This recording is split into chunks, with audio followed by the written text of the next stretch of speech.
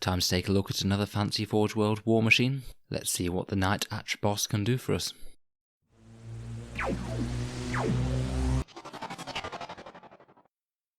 Hello and welcome back to Auspex Tactics, the strategy focused 40k channel, where today we'll be continuing in our look at the Forge World Knights. We've been making our way through the Forge World ranks, approximately one knight per week, to see how we can get the best out of these fancy war machines. Today we'll be reviewing the Cerastus Knight Atrapos. We'll take a look at its datasheet, any obvious buffs or synergies that we can give it on the battlefield, and how I would use one in a game of 40k. In the background, the Knight Atrapos is one of the rarer Cerastus Knight patterns, primarily designed for hunting down heretical and Xenos war machines, whose existence the Omnissiah will not permit to live. The Atrapos Lascutter and Graviton Singularity Cannon excel for these roles, making it a tank hunter par excellence. So let's see how these weapons function on the table. So the Knight Atrapos has the standard Cerastus pattern stat line. It's quite a bit more pricey than the Lancer and the Castigator that we've already reviewed, and clocks in at 555 points. It has the standard boosted movement of the Cerastus pattern with 14 movement, weapon skill and ballistic skill 3, strength 8, toughness 8, a mighty 27 wounds, 4 attacks, leadership 9 and a 3-up save. It's armed with an Atrapos Lascutter, a Graviton Singularity Cannon and Titanic feet.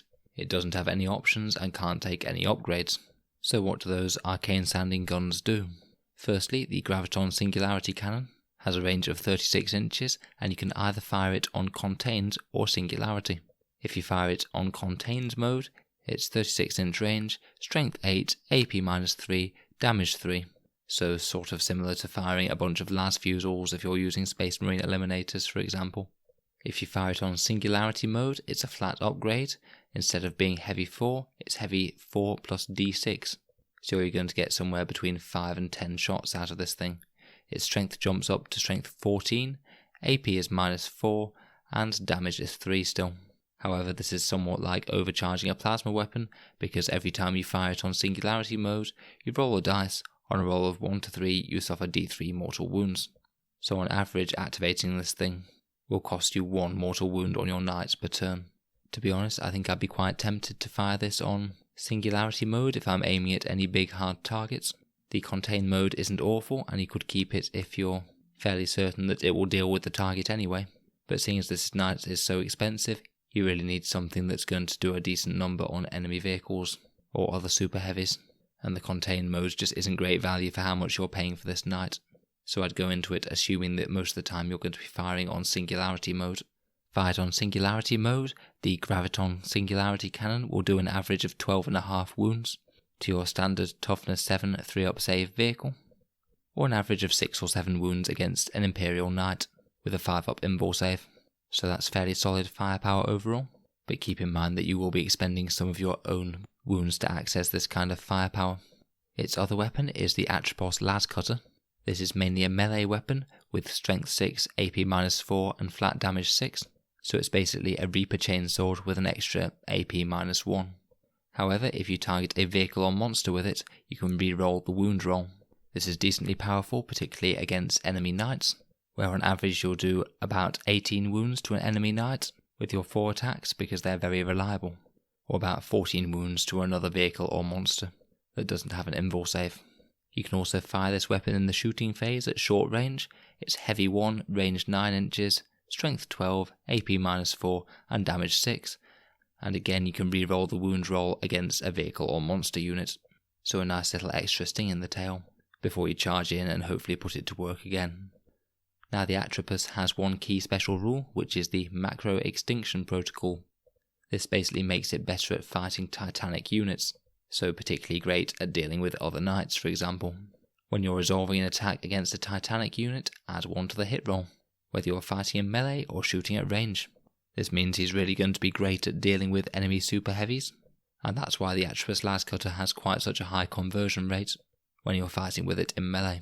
Basically this is one of the knights that you'll be glad that you brought along if you happen to be facing enemy Imperial or Chaos Knights. Aside from this, we also have the standard Ionic Flare Shield for a 5-up invul save, the standard Explodes rule where on a 6 it explodes and anyone within 2d6 inches suffers d6 mortal wounds, and the Super Heavy Walker special rule, which is the same as standard for all knights. So overall, this guy is a fairly dedicated anti-tank or anti-super heavy model that packs a very powerful ranged punch with that Graviton Singularity Cannon, and is incredibly dangerous in close combat too with that Lascutter. And of course, due to his macro extinction protocols, he's never going to be happier than fighting enemy knights. So let's look at a few of the ways that we can get the most out of him on the table. Firstly, we have the Questoris houses, which generally give buffs to close combat. Probably House Griffith would be the best out of these, in terms of their household trait, which gives them +1 attack on the charge. Mortam might be a little bit less useful than usual, because this adds 1 to hit rolls, and you might not necessarily need this if you're fighting against enemy super heavies. As always, Terran can give you more reliable charges, and Hawk Shroud can let you degrade slower, but I think that some of the Mechanicus traits are some of the strongest with this guy. House Raven could be good for getting this guy surging forwards, firing off that Singularity Cannon and hopefully getting into close combat.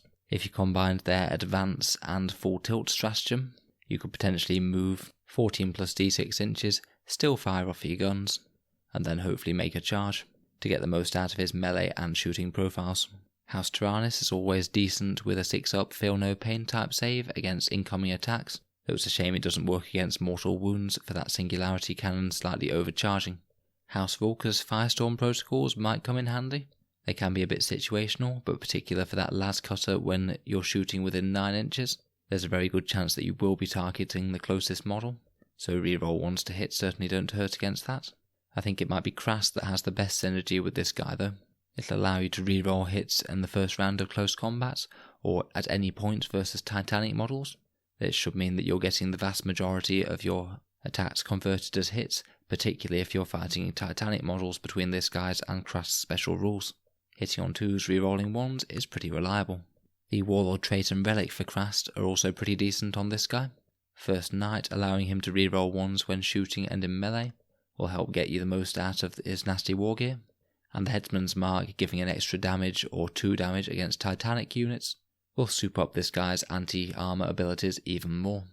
In terms of Warlord traits, Iron Bulwark is always strong. Landstrider could be strong in the House Raven version, allowing him to move, advance, charge and shoot at the same time, with some boosted range.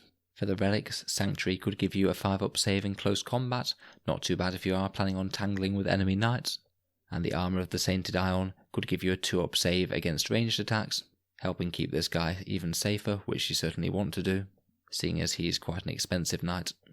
In terms of stratagems, he can use most of the standard ones available to Imperial Knights, the main exception being Noble Sacrifice, the auto-explodes one, which is linked to either Questoris or Dominus or Armiger pattern knights. Rotate Ion Shields and Machine Spirit Resurgent are always staples. We've already discussed Full Tilt for charging after advancing for 2 CP, and Valiant Last Stand could be useful if you die in close combat if you're a Questoris Knight. In terms of using this guy on the battlefield, I think you really need to get the most out of his shooting and melee profiles to make this guy worth it. 555 points is a lot of points, and clocks in pretty similar to the Knight Valiant, which has a lot of war gear and firepower. I don't think that Graviton Singularity Cannon, though it is very strong, is worth it enough on its own to justify 555 points. I think in most cases you will need to make the most out of his melee abilities, whether that's the Lascutter or just his Titanic feat to squash some infantry, to make sure he's doing enough damage to the enemy army each turn. As with the shooty and melee version knights, you do have the option of either being aggressive or defensive with him. If you're fighting a gun line, then it's probably worth deploying front and centre and just charging straight up to squash units. But if you're fighting a short-ranged or a more melee-focused army, then there's nothing wrong with starting back for the first turn or two, punishing the enemy advance with volleys from that Singularity Graviton Cannon before charging a counter-attack with the Lascutter. Naturally, when you're using him, he's going to be wanting to single out any Titanic units on the table. It's probably worth just plinking away at them all game with that Singularity Cannon, and if you do get the chance of a charge, it might well be worth advancing and using Full Tilt to get there, even if you forego his shooting, as his melee powers are ridiculously strong against Titanics. If you are playing against other knights, then ensuring you get the charge is very important. If you have knights coming towards you, if you have any screening units, such as Allied Guardsmen or Admech, then you can use these to perhaps block the enemy knights from advancing, so they have to charge something that's a decent distance from this knight. Then in your turn, you can charge forwards, charge in, hopefully get the first swing and deal your opponent a knockout blow before they even get a chance to strike back. I'd say this guy's main weakness is that he's quite expensive and that he doesn't really have any decent way of dealing with infantry. 5 to 10 shots from the Graviton Singularity Cannon just isn't going to do a fat lot when you're dealing with hordes or the like, and even his Titanic feet aren't the best value, when you could have had the same damage output on, say, a Knight Crusader, in melee at least, for significantly cheaper. I'd say the Crusader is one of the main contenders with this knight in terms of whether you'd run them in a more competitive knight army. In terms of firepower at range, point for point, a Crusader will do more damage against standard vehicles than this guy, though this guy will do more damage against Titanic units. Of course, the Crusader is going to be more durable point for point, as 3 extra wounds doesn't make up for being around about 100 points more expensive. And of course the Crusader is far stronger when you're targeting infantry, due to that Avenger Gatling cannon. The edge that this guy has over the Crusader is that he has really strong anti-tank or anti-Titanic melee, so he's a lot more of an all-rounder, and he can achieve apocalyptic levels of destruction if that last cutter can get to work on an enemy knight. Personally, for complete optimised competitive play, he's just a little bit too specialist for me, just because all he really does is hunt down vehicles and tanks, which, while useful, isn't the only thing that you want your knights to be able to do. It's good to have the options of being able to fill other roles as well.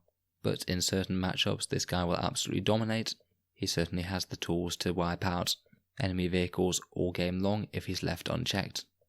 If you have any thoughts on the Atrapos or how best to use it in battle, please let me know down in the comments. He's certainly an interesting knight, as he's the most expensive dual-purpose knight that's strong in melee and in shooting out there, so he certainly has his own niche.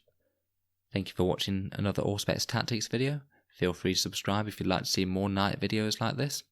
I'll be trying to get through all of the Forge World knights over the next few weeks. Feel free to support my Patreon if you'd like to help out the channel, and I'll hope to see you guys next time.